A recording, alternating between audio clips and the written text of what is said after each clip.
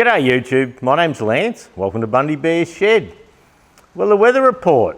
Well, look, it's lovely and sunny today with a bit of a cool breeze, but yesterday, Sunday, I just heard on the radio before at 16 and 17 degrees, it was the coldest October day for something like 34 years. So, and it was cold, a pretty crappy day. I came home from a little engine show. Now, in Rum City Vintage Machinery Club, which is the local club that I'm in here, Barry and Robin have a little private show, and they had it last year as well. And so, yeah, we snuck up there for a bit of a look and showed an engine and took the little United. But the little United played up a little bit, as in it's got an igniter, like it has a set of points in the head, and instead of a spark plug, these little points have a current, and as you open it up, it arcs, and the generator's getting weak on it. So I took the magnetizer with us, and we played around with that a bit, but we could, like, the motor ran all day really, but I'm a junk in my eye already. Yeah, the motor ran all day, but I run it on a battery and a car coil just to keep it going. When I took it back to the generator's putting out about 3 volts AC, and it just wasn't quite enough to keep it going. So that's a job coming up one day. I'll put the engine back over in the corner.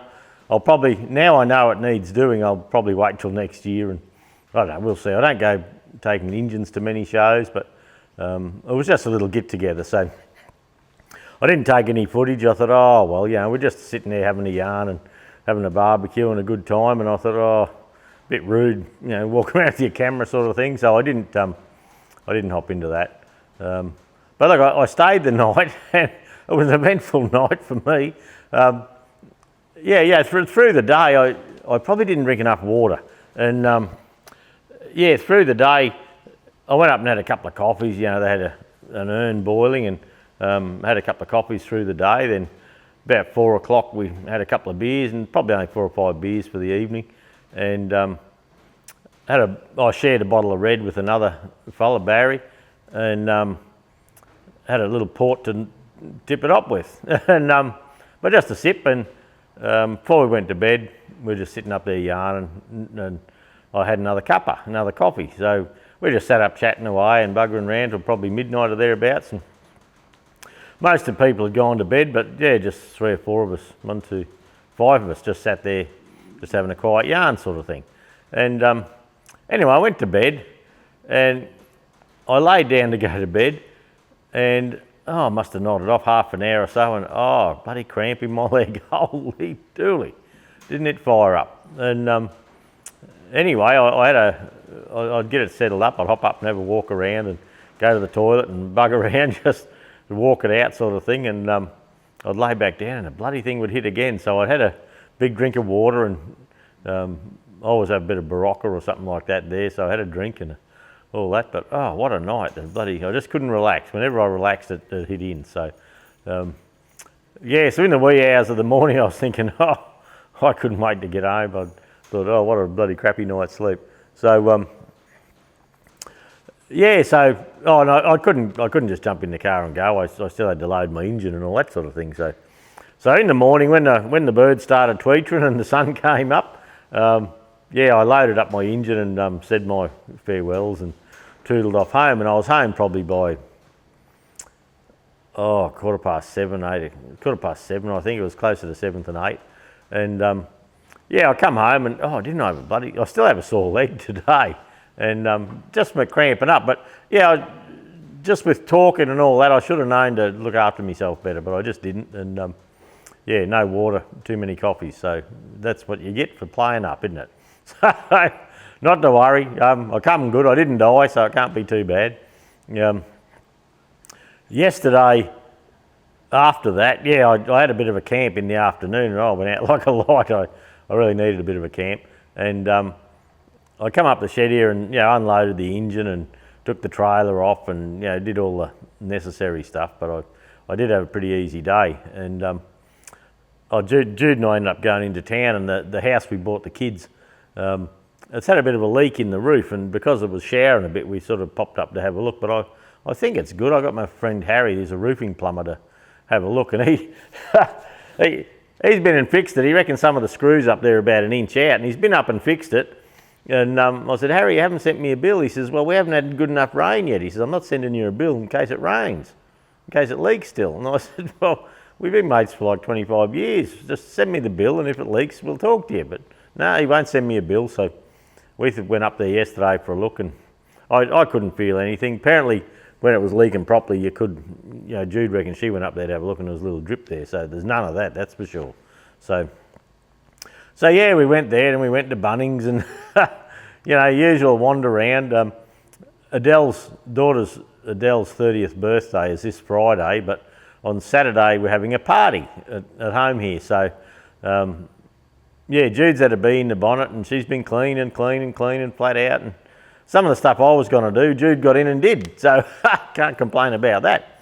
But we've been madly cleaning up and tidying up and mowing and things like that, just trying to get on top of a few things. And you do let things slide a bit, don't you, over time? So so we're still tidying up and doodling around there. But last week a parcel came from here in Forbes, so a couple of afternoons I hopped into trying to put some of that together. And I'll take you for a walk later and show you what we got. But it's just a thicknesser, so I can use some of the timber I have around just to keep it uniform, and a stand for that to go on. And after my sister's having lung cancer or whatever it was, I've been a bit conscious about watching what I breathe. So with the CNC router and the new Auteur laser engraver, with the smoke that comes off that, I'm setting up an air system that'll draft the air out, and the sawdust will be caught, and the other air will be filtered out, sort of thing. But it'll be drawn away from the operator, which is what we're looking to do. But yeah, next weekend's Adele's 30th, so we have friends here for Friday, Saturday, Sunday nights, and yeah, I don't think there'll be much shed work, much buggering around. There'll be a lot of bullshit and a few beers, but I don't think there'll be all that much work going on. Or won't be anything happening in the shed. We'll just be hanging with friends and family and all that, and just having a nice time. I can just hear the little beep in the background. I don't know if you could hear that or not. That's a Makita battery charger telling me the battery's charged up. So there you go. So yeah, as for working in Bundy Bear's shed, since the last stew, when I got Biddy's tractor over there with the Ford 2000 petrol, we're still playing around with the inlet manifold. So I've told Biddy what I'm going to do for the moment. Before we spend a lot of time and money on it, I'm going to wrap the engine up shortly in a big industrial garbage bags, and ratchet strap it on, put the bonnet on. I'm going to take it outside until we get some more parts. So just so it's not blocking up the whole show. And that'll give me a chance to probably have a look at that Kubota, see what's going on there. But I don't know when I'm going to get time to do all this stuff. So anyway, well, the postie came, and Daniel Sanders, he was messaging me, and he said, does that letter turn up? And I said, no, it hasn't. I'm sorry, it hasn't. So, and he sent me a letter, and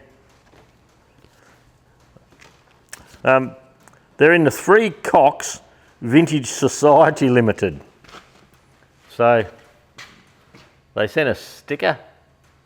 Oh, it's hard for you to get the writing on that, isn't it? And he sent a little letter which I'll read out, and the world's a small place, but I finally made it. Just a little note of our club. The Three Cocks Vintage Society was founded in January 1978 with 11 members.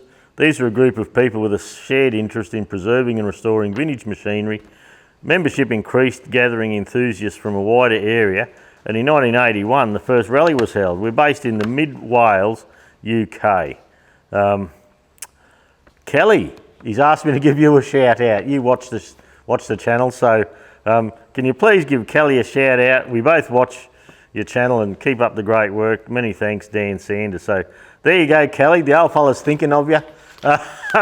Gets a bloke right across the other side of the world to say g'day. And yeah, I hope you get a bit of a buzz out of it. The chairman of the club's Kerry Bevan, and Dan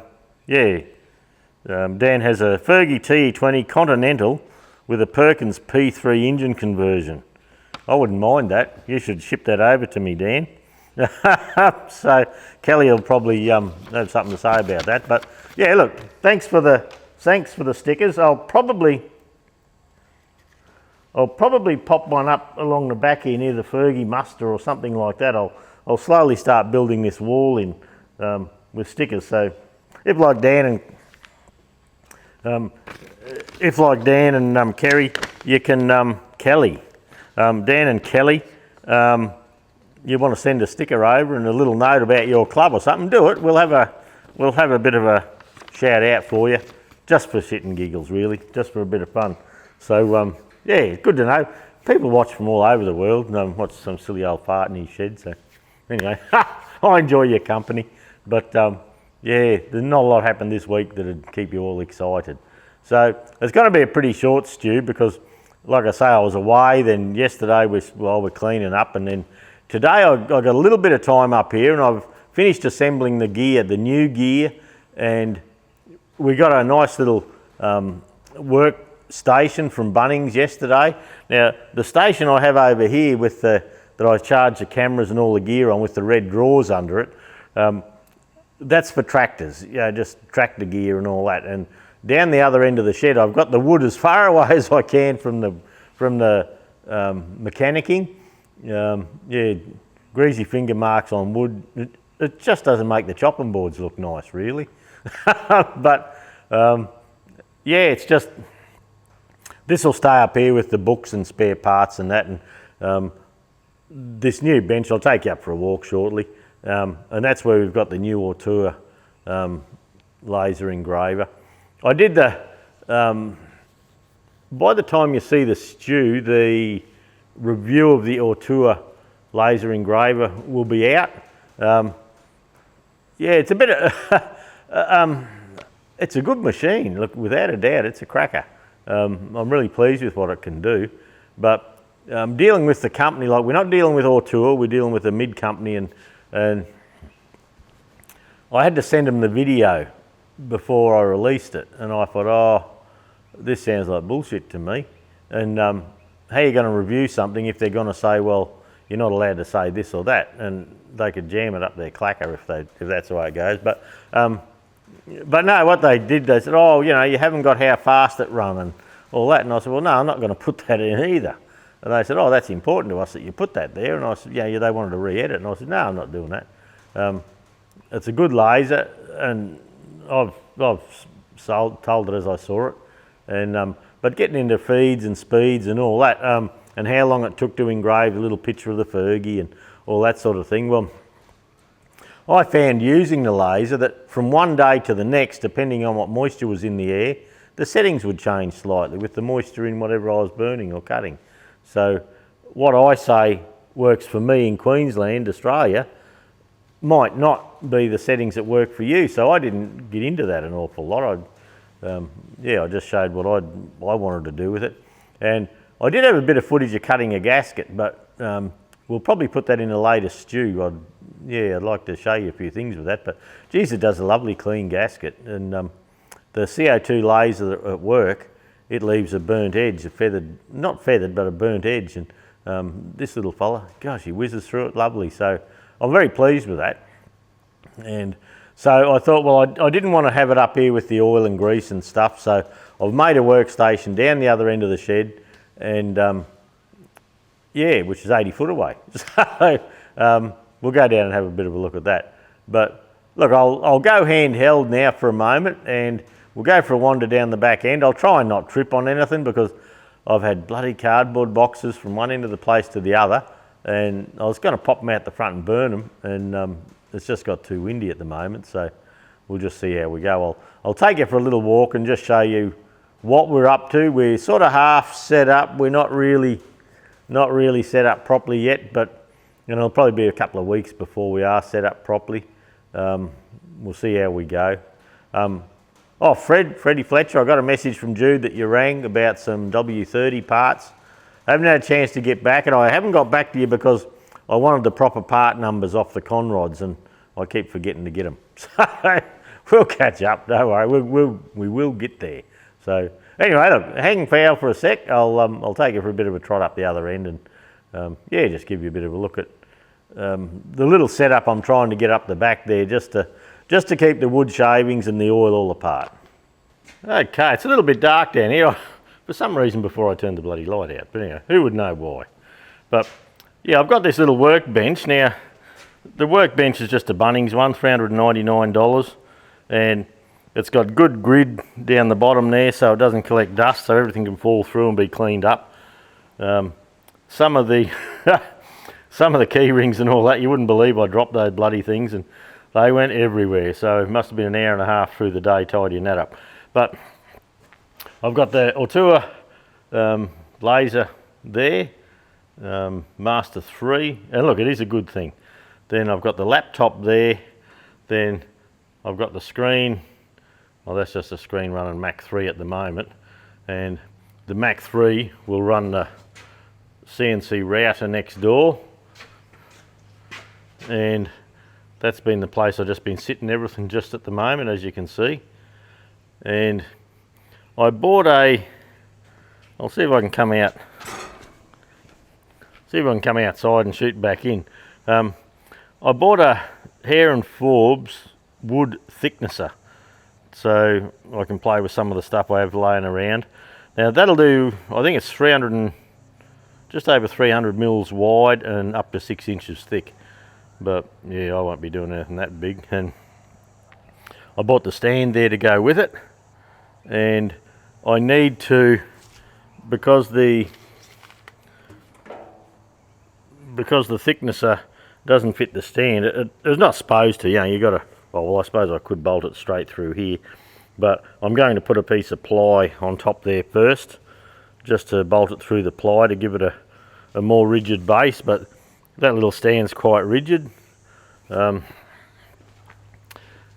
if we come back in here next to the 135, now that's a